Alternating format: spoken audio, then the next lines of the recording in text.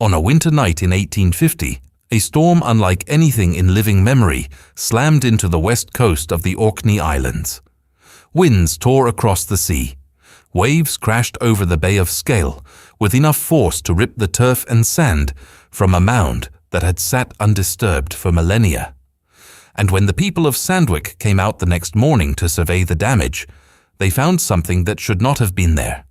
Stone walls, rooms, doorways, furniture, an entire village sealed beneath the earth for over 5,000 years, with stone beds still in place, necklaces scattered across the floor, and the remains of a last meal still sitting where someone had left it.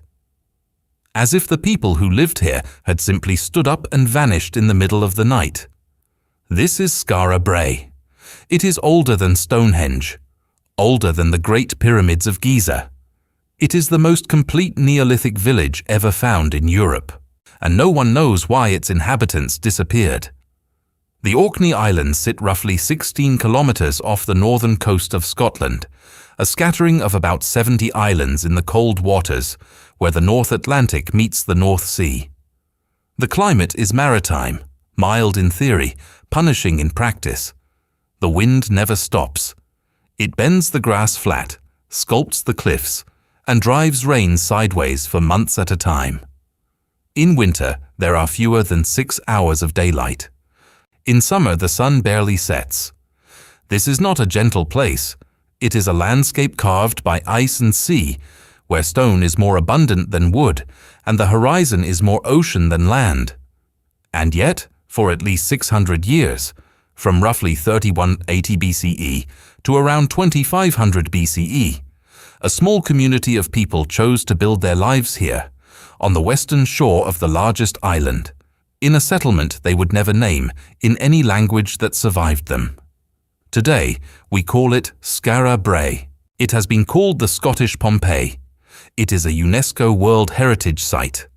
And the story of how it was found, what was inside, and why it was abandoned is one of the most haunting archaeological mysteries in the world.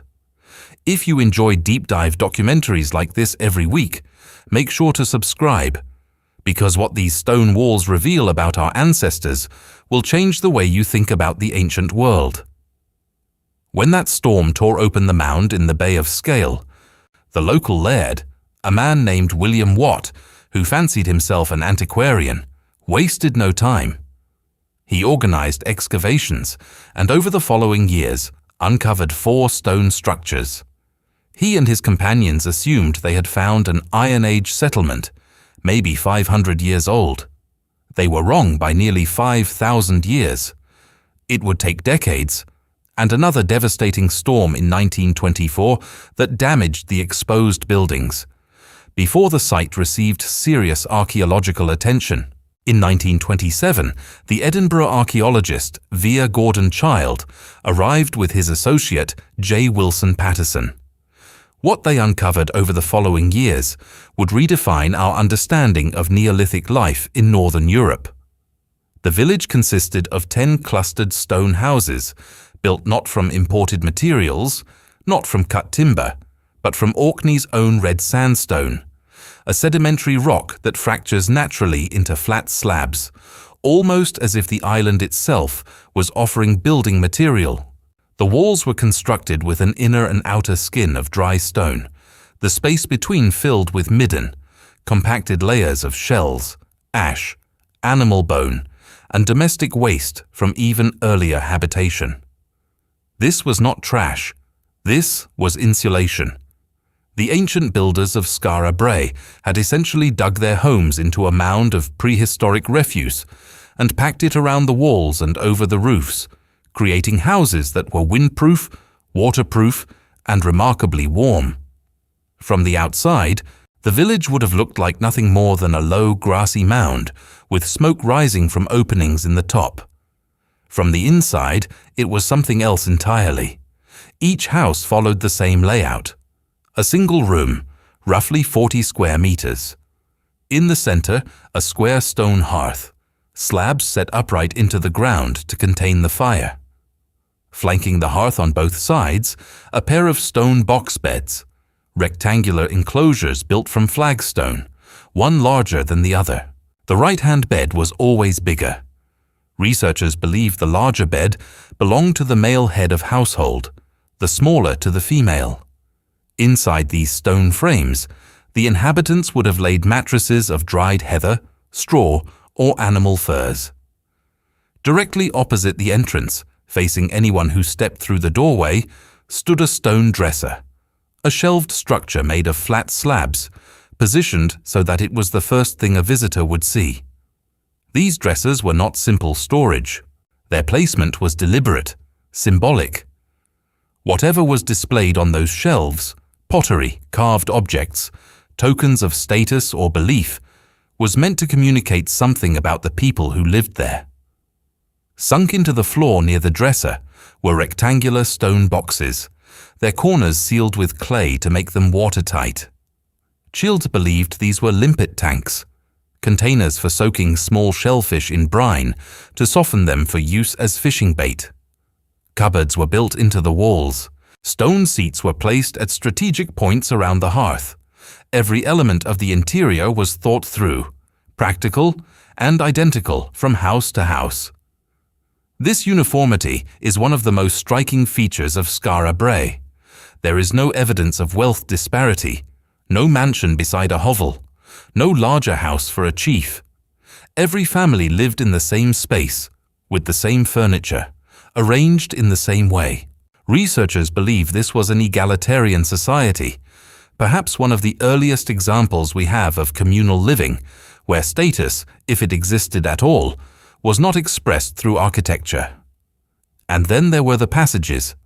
Every house was connected to its neighbors by covered stone passageways, tunnels really, roofed with stone slabs and buried under midden, just over 3 feet tall.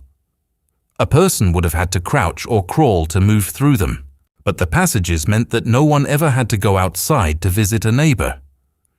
In the howling darkness of an Orkney winter, when the wind could knock a grown man off his feet, the entire village could function as a single sealed unit. Each doorway was fitted with a stone slab that could be locked from the inside using a bar made of bone, slid through holes cut into the stone door jambs. These people had locks, 5,000 years ago. The village also had a drainage system. Stone-lined channels ran beneath the houses, carrying waste through drains that led out toward the sea.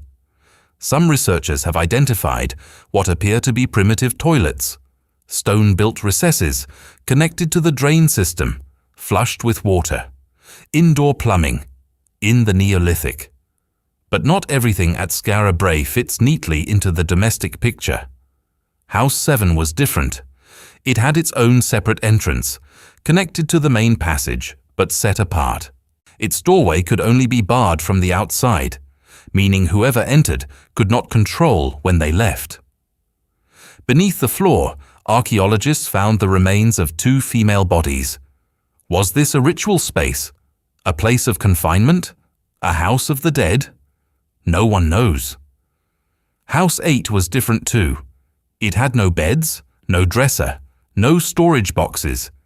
Instead, it was divided into small cubicles, and the floor was littered with fragments of stone, bone, and antler, the debris of tool-making.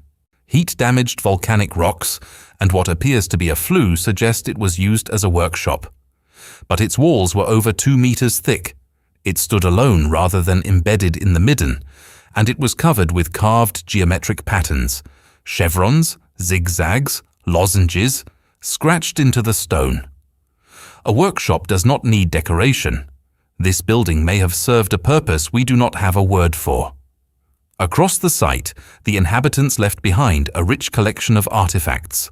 Grooved ware pottery, flat-bottomed vessels with deeply incised geometric designs, a style indigenous to Orkney, bone needles, polished stone tools, carved stone balls whose purpose remains completely unknown, pins made from walrus ivory, necklaces strung from animal teeth and bone beads. And this is where the story turns dark. Around 2500 BCE, after roughly 6 centuries of continuous occupation, the people of Skara Brae left. The settlement was abandoned. But the circumstances of that abandonment have haunted archaeologists for over a century. Evan Haddingham, writing on the evidence found at the site, painted a scene that echoes the destruction of Pompeii. Personal possessions, necklaces, ivory pins, bone beads, were found scattered across the floors, as if dropped in a rush. The remains of choice cuts of meat were discovered in some of the beds, apparently the final meal of people who never came back to finish eating.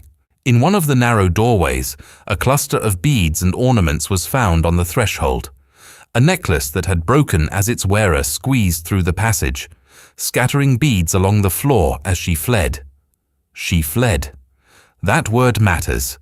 She did not pack. She did not take her most valued possessions. She ran. The traditional theory is straightforward.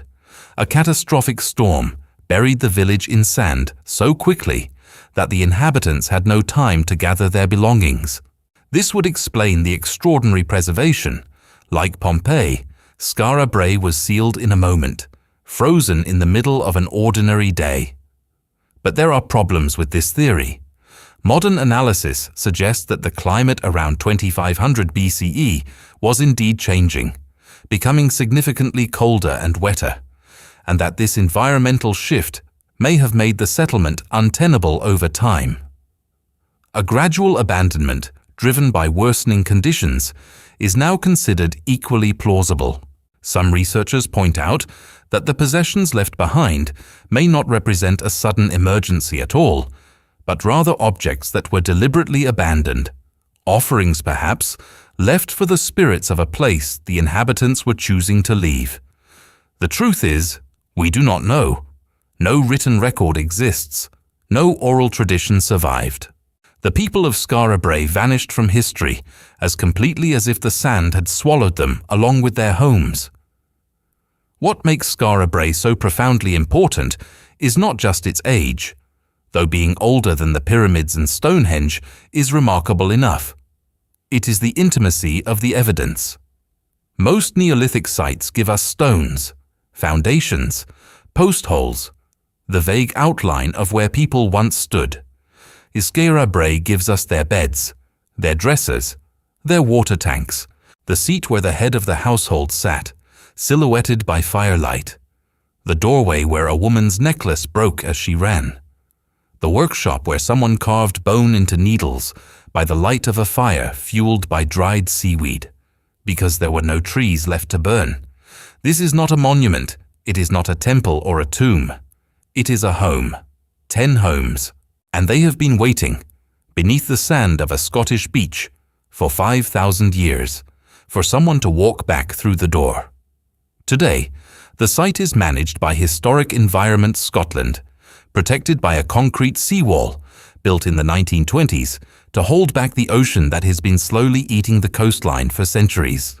In 2019, a risk assessment concluded that Skara Brae is extremely vulnerable to climate change, rising sea levels, increased rainfall, and the growing intensity of North Atlantic storms. The report warned that a single unusually severe storm could partially destroy the site. The same force that revealed Skara Brae may one day take it back. Here is what the stones tell us. 5,000 years ago, a small community of perhaps 50 people built a village on the coast of Orkney, using nothing but the rock beneath their feet and the refuse of those who came before them. They built identical homes with stone furniture, connected them with covered tunnels, installed drainage and indoor plumbing, and lived together in what appears to have been a remarkably egalitarian society. No weapons, no fortifications, no signs of hierarchy or conflict. They raised cattle, sheep and pigs. They grew barley and wheat. They fished the cold waters of the North Atlantic and made tools from bone, antler, and stone with a precision that speaks of generations of accumulated skill. They decorated their walls with geometric carvings whose meaning is lost. They built at least one room that could only be locked from the outside. They buried 2 women beneath the floor of a house that was different from all the others. And then, one day, They left. They left their food half-eaten. They left their jewelry on the floor. A woman ran through a doorway so fast, her necklace snapped, and scattered beads across the stone passage behind her. And the sand came, and buried everything, and the village slept beneath the earth for 45 centuries until a storm woke it up. We do not know their names, we do not know their language, we do not know their gods, but we know how they arranged their furniture, and where they slept, and what they ate for their last meal. And sometimes, standing at the edge of those stone rooms, with the Orkney wind screaming overhead, and the North Atlantic crashing against the shore, that feels like knowing them better than any written record ever could. What happened to them? Where did they go? And what were they running from? The stones are still there, but the stones are not talking. If this story left you with more questions than answers, hit that like button and share it with someone who loves a good mystery. Subscribe to Uncharted Mysteries so you never miss our weekly deep dives into the ancient world's most incredible secrets. And as always, until next time, stay curious.